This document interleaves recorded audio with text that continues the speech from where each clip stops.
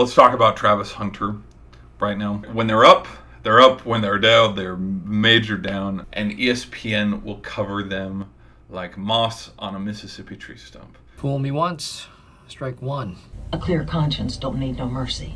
Shit, what's her name from The Office? Can't even, it doesn't matter. Anyways, I wanted to look at what would it take for Travis Hunter to win the Heisman. I think there's more than just, hey, he's a dynamic two-way player. Like, it's more to it. You have to combine a little bit of, let's look at the history and let's look at the reality of who Heisman winners are. It's quarterbacks, and then there was Mark Ingram that one year for the running back, Derrick Henry that one year for running back. These are both from Alabama, so maybe there's a little bit of SEC bias. What I'm trying to say is the last defensive player that was in New York, if I'm not mistaken, was Manti Te'o. But yeah, for skill players, we haven't had anything other than a quarterback since Devontae Smith.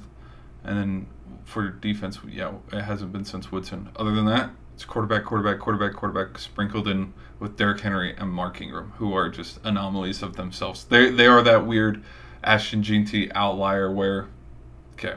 But again, I said it a couple minutes ago, I don't think Boise State is a big enough school to have a Heisman winner. Let's break it down. I'm going to pull up some stats here. So back in 2020, when Devontae Smith was a senior, Waddle, Ruggs, we've seen the memes. We've seen the photos of how stacked Alabama has been. He had, in 13 games, 117 receptions, 1,856 yards. I have the stats pulled up. I don't know this straight off the top of my head. And he had 23 touchdowns. So that's offensively.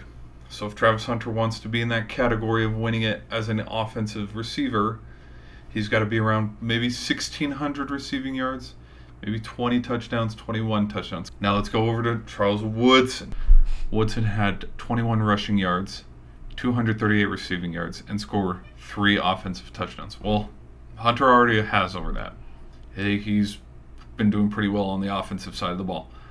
On special teams, he racked up 301 punt return yards and a touchdown. So I would say, if I were to whisper into Coach Prime's ear and say, hey, you want him to win the Heisman, do this too. Have him return punts for probably the bigger games in the Big 12, the Utah game, the Arizona game. Have a little bit of stats in that category where it's like, look at what he's done on special teams, whether it's kick return or punt return.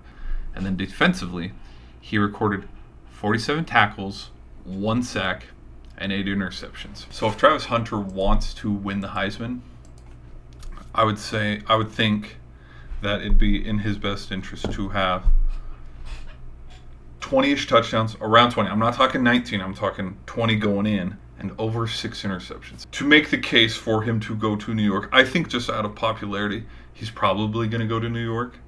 But for him to actually have that case of, hey, I'm coming home with something, he needs probably 5 or 6 more interceptions, because that's how many Woodson had. And then for touchdowns, because he has 6 right now, he only needs about 14 more touchdowns. Yards are an empty stat. Like, what matters is touchdowns. Because with those stats, I'm telling you, Colorado is going to have a record over 500. He doesn't have those kind of stats, and they have a season like they did last year. But that'd be the final outlier, too, if Travis Hunter is to win the Heisman, is Colorado needs to win games. Last year, they can't have a season. He can't have this impressive list of all these accolades and stats if their team's not winning, because it's also a team award too. All the other Heisman winners that we've seen in previous years, look at how far they went. Bryce Young, they went to the national championship. Caleb Williams in USC, they lost in the Pac-12 championship, but they went to a bowl game. Can't say about Jaden Daniels because he sat out his bowl game. Who am I thinking of now? And they didn't go to the SEC championship either. So that kind of like deflects the argument that I'm trying to make. But they got to win more than 4 games. They got to win more than 5 games. They have to win at least, 7 games, 8 games, and have those kind of stats for him. So knock on wood, he doesn't get injured. But Colorado would have to be within striking distance to probably get to a Big 12 championship game. Win that, and then, if they can get to the Big 12 championship game, win it, get into the college football playoff, He has an impressive stat sheet, like kind of matching, Devontae Smith's from Alabama, and then Charles Woodson, defensive side, back when he played for Michigan. If he can kind of like morph those stat lines together, have a healthy season, there is no reason why he's not walking away with the Heisman. Just saying. The only players that I would say are standing in his way is if Milroe statistically pops out at everybody, he wins the SEC championship game and goes on a deep run in the college playoffs. Cam Ward right now, who a lot of people, he's the media darling. If he wins the ACC, there's a couple people who are in the way. They'll favor a quarterback, so we'll just see.